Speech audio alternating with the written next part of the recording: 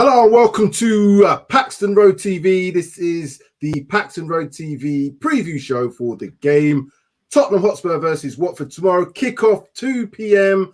And I'm joined in the house by special guests Mike Hotspur Hustler, Darius 3K. I am Sam Spurs for Life. Please, before we start the show, could you, everybody watching, hit that like button, subscribe to the channel if you're new as well, and let us get into this. We are going to make this a quick show because we want to see them lot play at 12:30 against Manchester City. See if they can do what we did. Oh, they're not going to do what we did. They're not going to do what. I'll tell you what.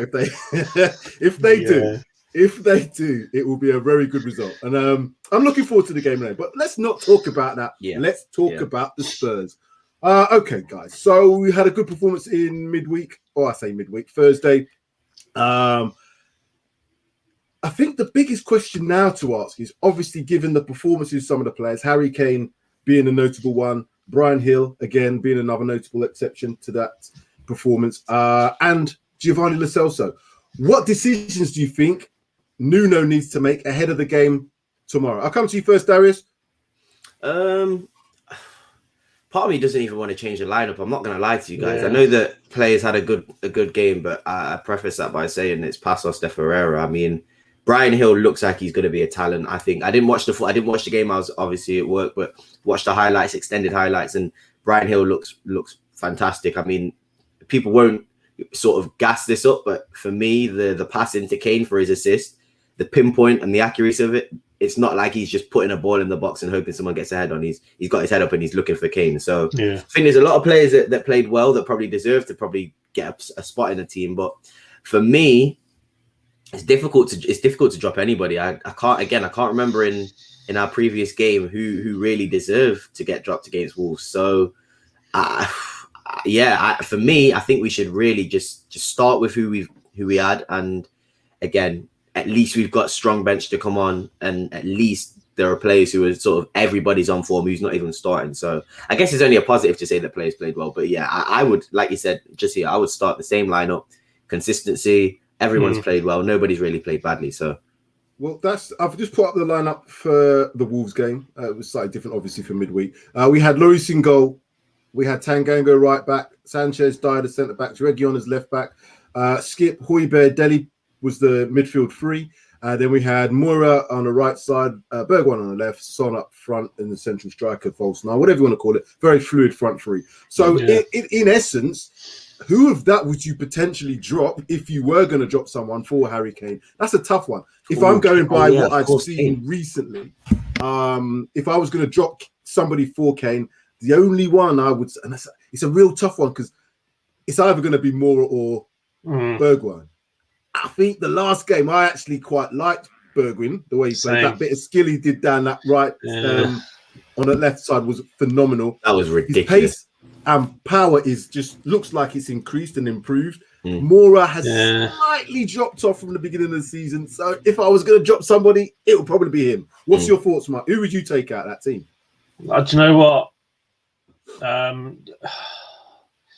It's difficult. It is tough because it's Kane, isn't it? But I'm going to be bold and I'm going to say I wouldn't change the team at all. Ooh, that's a good shout.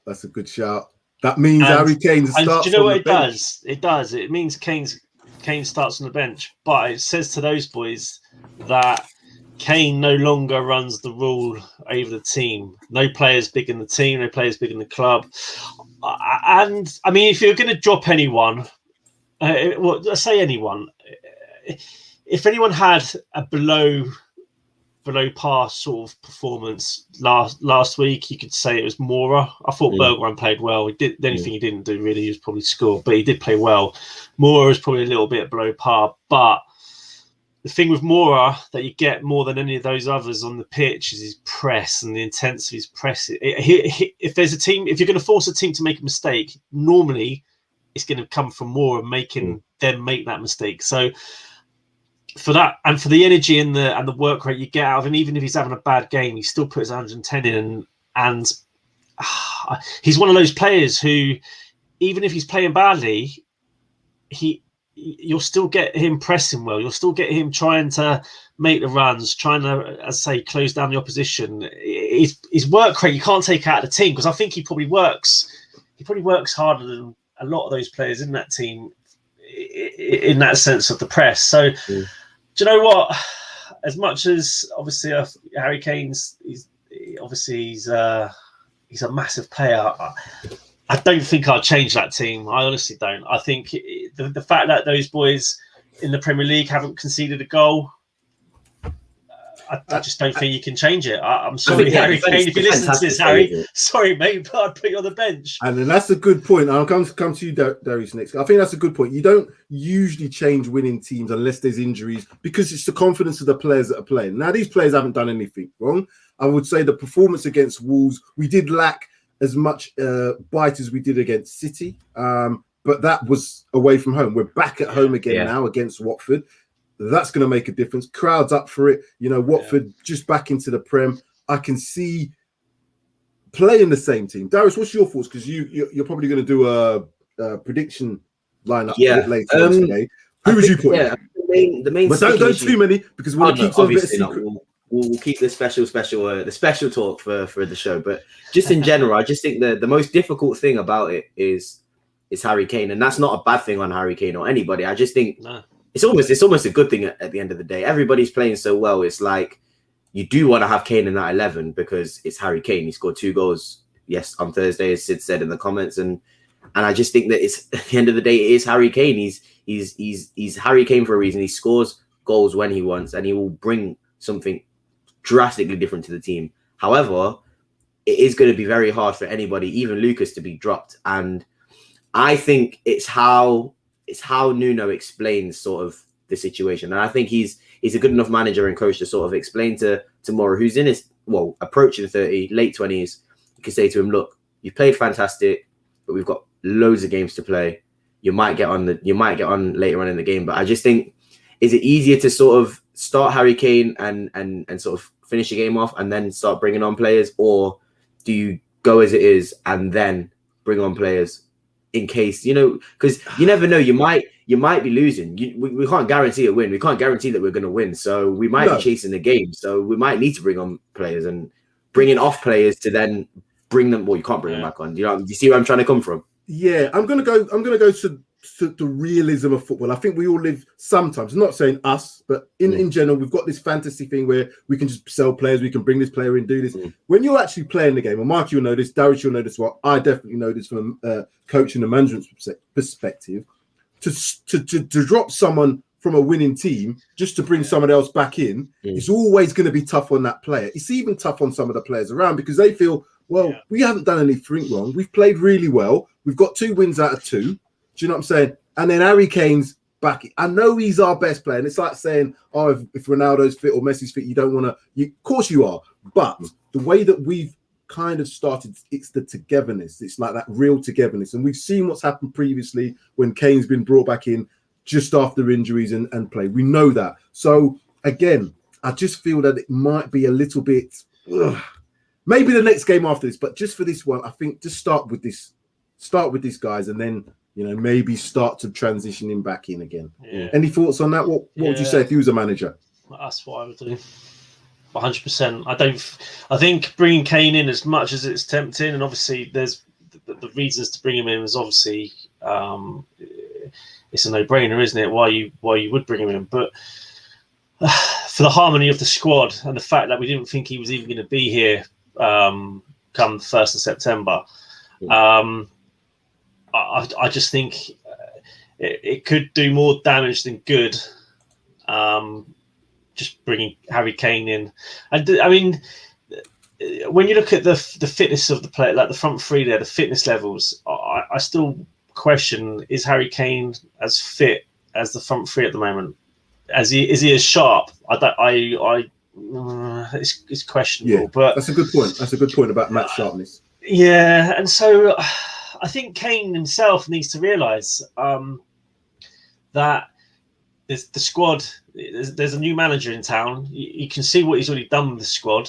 I think Harry Kane it'd probably do the world of good for Harry Kane to realise that he isn't untouchable, and occasionally he is going to find himself on the bench. I mean, it's only the first part of the season, isn't it? It's just the third game in terms of Premier League. So I think Kane. I think if Kane was benched, I think he'd understand. I think he'd be like, yeah, you can't change a winning team. And if he was a true vice captain, he'd be like, well, it's true. What matters is the team, not me. So the fact the team are winning, they haven't conceded a goal. How can you actually bring me into the team? It's very, very true. Do you know, that's where I'm coming from. And I mean, as I say, there's no reason why Harry Kane can't come on in the 60th, like on the hour mark. Bring Kane on, introduce him. Or if we're chasing the game, bring him on earlier. Do you know what I mean? You just got to manage it properly. And I think Nuno's been doing that, to be fair. Yeah. And I think Spurs have coped without Kane. And I don't see we're at home at the end of the day. It might have been if we're at Vicarage Road on a smaller. It is a smaller pitch at Vicarage Road. It would be a bit more compact. You might be like. We might put in Kane here just because he isn't going to be having to run all over the pitch on our big home pitch. So, yeah, I'm going with keep the same team. I know. And I'm just going through some of the things in the chat. A lot of people are here. We've got David watching, David Briscoe. Thank you for watching, David. Wayne Bonner as well. Chris, Jason goes, they're all sort of the opinion Kane's got to start. And I can understand it. Don't get me wrong. I'm fully understanding as to why, and maybe it just depends on the team. If we were playing somebody like, I don't know, a Liverpool or Manchester City, then I think you'd have to probably play him. But it's, again, no disrespect, and I hate to say this, but it's Watford at the end of the day. They've just come up into the Premiership, and we're at home. There is no better opportunity to see how these 11 that have been playing the last couple of games, see how they do. If you can then spot maybe that Moore is still not quite up to speed as he wasn't in the last game, then bring Harry Kane on. So it's definitely options there. I'm going to come back to you in a minute, Dad. So I want to play when there was a clip that was played in the press conference with Nuno when asked about our top 4 chances. And again, Nuno's been brilliant. He's very cryptic. He don't really just come out and say this, that. He's got this cryptic message, and he I don't even know what he meant. But let's hear what he said when asked about it. I think we are working well. We started the season with an idea of trying to, first of all, build a squad that is competitive. And I think we are achieving that. Like I said, the players that are coming are settling down. Many things that happen, it's the past. Now we move forward, and we will continue this way. Our natural expectation is to improve game by game, and that starts on a daily process. So prepare yourself, train well, and compete. So he was asking. I love it. He didn't even answer the question. He didn't even gloss over the question about our top 4 chances, and that was his answer. He never even answered the question. He just went over and around and through and underneath. And he definitely just checked his phone and saw Ronaldo to United. Here we go. Yeah, not happening anymore. It's a politician's answer, isn't it? Very much so. So Darius, in terms of that answer, if you was asked the same question, how would you answer it? What do you think? The exact same way. Exactly. The exact same way. Honestly, sorry to interrupt, but honestly, like, I think you'd be an idiot to say, yeah, Spurs can get in the top 4 this season, given that the teams who are going to be competing for that top 4 and the title have all upgraded significantly, and their squads are way better than us. Let's not lie to ourselves. I believe we are building a very, very decent squad, a very, very good squad, in fact. But those guys have squads for now. When you bring Ronaldo into a team that's surrounded by Rashford, Pogba, Sancho, Bruno Fernandes, all these players, for me, there's no competition. I don't really see how we can get top 4 now. And I literally said, I tweeted like 2 weeks ago when Kane officially said that he's staying, I tweeted saying top 4's on. But I just think that Ronaldo transfer makes a massive difference. I think City are going to obviously be fine. Liverpool, I think, for Liverpool's standards, last season, I think they're going to go kind of under the radar and do really, really well this season, just because, like we mentioned, Anfield plus Van Dijk, that's going to improve your team. And then Chelsea, I think Chelsea are going to win the league this season. So I just don't see how we're going to get top 4. I think he answered that perfectly. It's just, if there's an opportunity and we are pushing later on in the season, somehow, some way, I do want us to sort of believe that we can do it and not sort of play the little dog game anymore. Because I do believe that the players that we've got any of those top 4 teams would take 2 of our front 3 right now in Kane and Son. Any of those top 4 teams would take them. So in terms of, you know what, I think there's a couple more players that they potentially. There's a COYS as well. I think there's like you said, there's a few more players in that team that I think all top 4, all teams in the league would take. It's just how we are going to set up to beat the teams around us, and then how Nuno is going to set up to sort of beat the teams below us. Because these games like Watford, all due respect to Watford, you sort of have to win these games if you want to be even thinking about getting near there.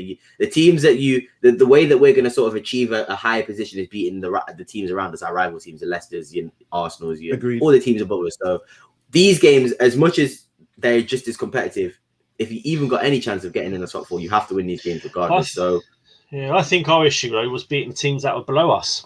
That's my thing. So this is where we can improve. And I think Nuno also has a great record for Wolves, had a great record against the top 6. He was I hated playing Wolves when Nuno was in charge at Spurs, because it was always a difficult game. And then I think back to the 2-0 against Man City, where Adama scored 2 goals. So I just think Nuno has a plan, and that's the main thing. He has an idea and a plan against most of the teams, and I liken that to Thomas Tuchel, where he's not going to go with the same method, same style every week. He's going to adjust his tactics to the team that he's playing against. So with that sort of mentality, and then added that to the quality of the team that we've got now, keeping Harry Kane, we should be pushing, in my opinion. We should be pushing. But I will never, ever say, top 4 is now a thing, because it's just too many good teams around us, too many good teams above us, should I say.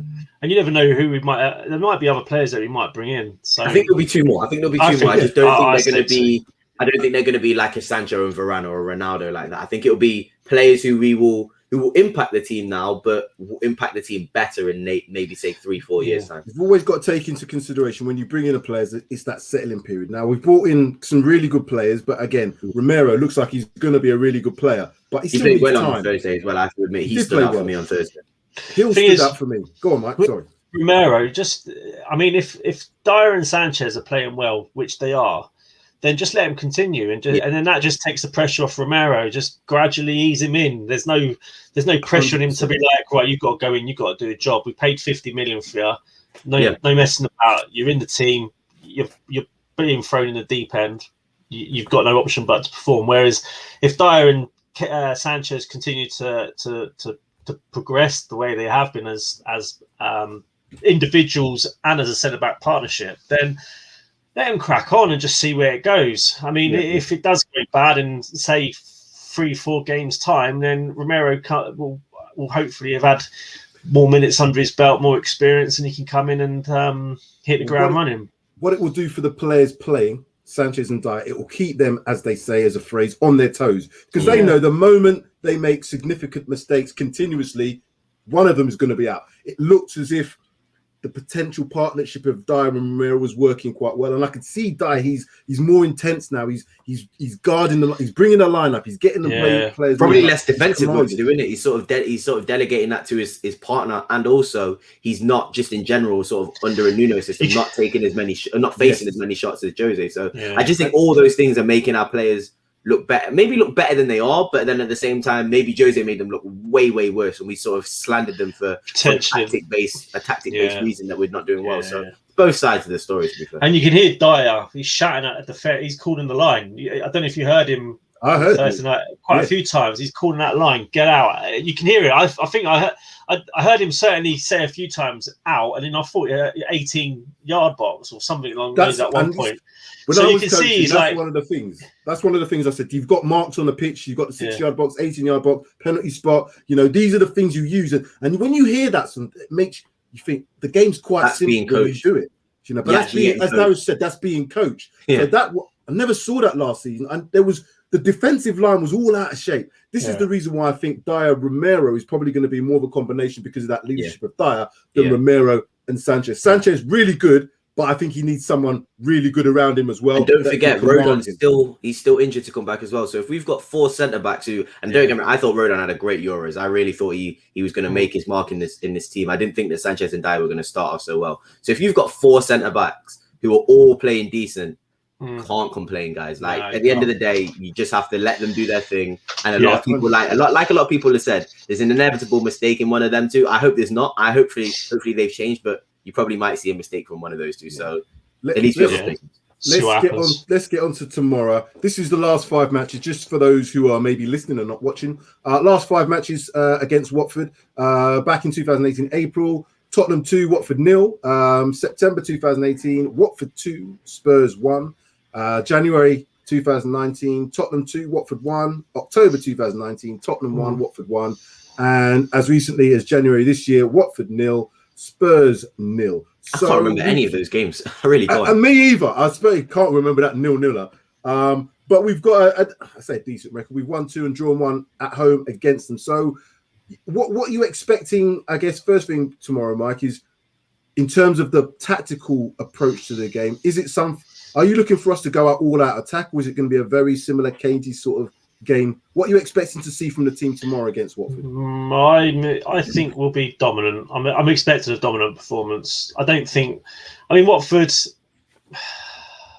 Yeah, I think Watford are there for the taking. I know they've brought in a few players. I know Sissoko's just signed. I was going to say, just signed 2 of our players, really. Yeah, Danny Rose is expected to play, isn't he? But I don't think Sissoko didn't make that deadline, so he won't be there. But I mean, as long as you keep what's his name, the Watford player, quiet, Sarr. As long as you keep him quiet, very good player.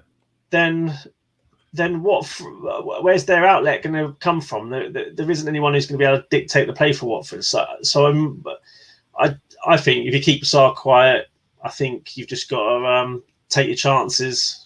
And it'll be Sarr versus Region. I remember watching. Sorry to interrupt. I rememed watching. I can't remember who they played. Villa, and their left back, who his name's gone completely out of my head now. He struggled against Sarr, and the reason he struggled was because of Sarr's pace. And I just think that if Region is going to be able to, if anyone's going to be able to handle Sarr's pace, it's Region. So I hopefully, like I said, I think I would take Sarr at Tottenham. I think Sarr's absolutely fantastic, but hopefully that will be their main issue. And if we can sort of stifle that, then I don't see how they can threaten us. Put it this way: if we can stifle Traore, Booker T in disguise, then we can stifle anybody, because he's probably the one player that of anybody in the Premier League, he gives any team a problem. Yeah, I was going to say almost undefendable, isn't it? Undefendable in terms of 1v1s. His strength, his power, his pace. So if we can deal with that, I can sure we can deal with Sarr. Not to say he's not a good player. Of course he's a good player. But I want to see us on the front foot. I want to see us dominant. I want to see us very much like the City performance. I don't want to see the Wolves performance, because that was away from home. So that's it into consideration. But what I do want to see is more of the on the front foot, pressing high, pressing really quickly, getting into them transitions, getting the ball forward into those players like Bergwijn, Son, more if they start, and just really going for the goal, going for that jugular early doors, getting a couple of goals early. That's going to really make Watford struggle, because their approach is probably going to be one of defensive counterattack. I don't know, but I'm assuming that. Go on, Mike. No, I was just going to. All I was going to just say is if you cut off the feed to Sarr, then what's the winger? What's he going to do? He's not going to be able to influence the game if he hasn't got the ball. So if you cut that feed to him, what if Uncle Sissoko plays? Them threaded balls. No, Uncle Sissoko is going to play it. Like Mike said, thankfully he can't. I was going to say, if Sissoko started, you 100% see a top bins right corner strike. You know what you would do if Sissoko played tomorrow? He would do what he did against us when he played for Newcastle. That final game of the season? Oh yeah, that final game when he ran right, and I thought he looked like Moussa Dembele, didn't he? He was the best player I've seen in the world football at that time, and he came to Spurs. And after that, it was all downhill. He had a bit of a renaissance, but like I said, he never played like that ever again for Spurs. That he played for Newcastle. Anyway, that's that point. There's some good chats coming through on the comments. So thank you all for watching. Please, if you're watching live now, like, hit that like button for us and subscribe if you're new as well. Gentlemen, let's get into the final part of the show today. As always, the champion of the moment, that's me. Yeah, you're 2 for 2, aren't you? I'm free for free, because I'm going to go 3-1, because I said 3-1, but they said because it was 3-1 in aggregate, I can't really take it. So I'm not going to take it. You're not having that. You can have 0.5. You can have 0.5. I'll give you 0.5. No, I can't take that one. I can't take that one. So that would have been a bit out of order. I'm going to try. I'm really going to try, because I'm thinking, yeah, that's great. But anyway, Hotspur Hustler. What's your thoughts? Score prediction for tomorrow? I'm going 2-0. Oh, strong and quick like that. 2-0. Obviously, No it's messing Tottenham. about. No messing about at all. Any goal scorers in there? I'm going to go Son, and it depends on who he's. If he plays Kane, Kane will score. But if he doesn't, and he goes with the team that I think he should start with, I'm going to go with Son and Ali. Ooh, Son Ali. I'm going to put that down as well. It's 2-0. 3K. What? Oh, I'm just thinking about what I predicted for my good friend Kieran. Let's talk Spurs. I remember now. I'm gonna go 3-0. I think I said 3-0. I'm gonna go 3-0, and I'm gonna stick with it only because, and I do believe Kane's gonna start. By the way, I think Kane will start. I don't see how Kane doesn't start, especially after scoring 2 goals. I think 3-0 home. I think we've won 1-0 twice. I think there's still a lot of people that are gonna be like Nuno ball, this, that. People maybe haven't watched the full games. Going to think, yeah, he's only scraping 1-0s. In my opinion, the first game is Man City. I don't care how we win. The second game, a win's a win, in my opinion. And the Wolves away is a very, very difficult game to go to. So now you've got fresh, well, not relegation, but fresh team from the Championship, just come up, promoted. You're at home, full crowd. I think that Tottenham Stadium is absolutely insane at the moment. I think the fans are unbelievable. Like, honestly, like big credit to the Matchday fans, because they've been insane for the past 2 home games. So if they can continue that all season, we might have a bit like White Hart Lane last year, where we literally went unbeaten. I think we win every game, or we definitely went unbeaten at home. So if we can sort of create a fortress like that, home games are going to be a difficult journey for anyone. So I'm going to go 3-0. I want to see us really dominate this game and sort of put a marker down and say, look, we've got Kane, Son's here. We actually mean business. Who cares about Ronaldo? We mean business. We mean business. I hate going last on this bloody prediction thing, because both them scorelines were ones that I was looking at, and I always think, there's an opportunity that I can't now. I can't go 2-0. I can't go. Well, I can. I'm going to do it. I'm going to go 2-0 because I reckon 2-0 is the scoreline I'm liking. The reason I'm saying that is because I think players are now going to have to play. They all know, depending on whether Kane starts or not, everybody's now under a little bit more pressure for their That's players. so good, though, isn't it? And that's the best thing. The defenders are under pressure for their plays because Romero is in and out. You know, whoever plays right back, Yaphet Tanganga is likely to start. If we get to the end of the transfer window and Aurier is still there, I think he'll probably come back into the fold. I think maybe a couple of these players are not being played until they know what their futures are going to be, and then they'll be back in the fold. And obviously up front, we've got Bergwijn, Son, and Mora, who are now under pressure from Kane, Hill, and whoever else is going to be potentially playing up front as well. Sessegnon potentially could be in there. So there's more competition for places. So for that reason, I'm going to go 2-0, and I'm going to go with the Son. I'm not going to go Valley. I'm going to go with a Stevie B goal. I just think he needs you know what? That's such a good shout. I think he really, of all the players I want to score and deserves to score, and I hate that cliche saying of he needs a goal or he just needs to get a goal. He really just needs to get a goal. He just needs to get a goal. You'll see, you probably, maybe not floodgates, but I think you'll probably see him have a really, really good season. Because at PSV, he was a pretty good finisher. I can't lie to you. He sort of, his trademark technique was cutting from the left and sort of where the goal is, you know, instead of curling it, you sort of go near post and trick the keeper into sort of like thinking that you're going to go far, but he always used to shoot near post. And if he can do that, where he cuts in from the left and a low drive into that near post, I'm telling you now, Stevie B could have a great season. So Sam, spot on. I need Stevie B to score. I really want him to score because I think, again, as you just mentioned, Darius, I think that will take his game to another level. You can see the fitness. He looks like he's about a stone lighter than he was yesterday. He was carrying a few extra pounds. I was going to say mini Traore when he came here. He does look like he's fitter, much quicker, much sharper, and like I said, I think he's got insane skills, and that pace that is always going to be surprising, isn't it? Very, very surprising. So again, we've all gone. I'll go through the scores again. Hotspur has to 2-0. Darius 3K 3-0. San Spurs for life 2-0, and Son Ali for Hotspur. Son and Stevie B. You didn't mention your scorers.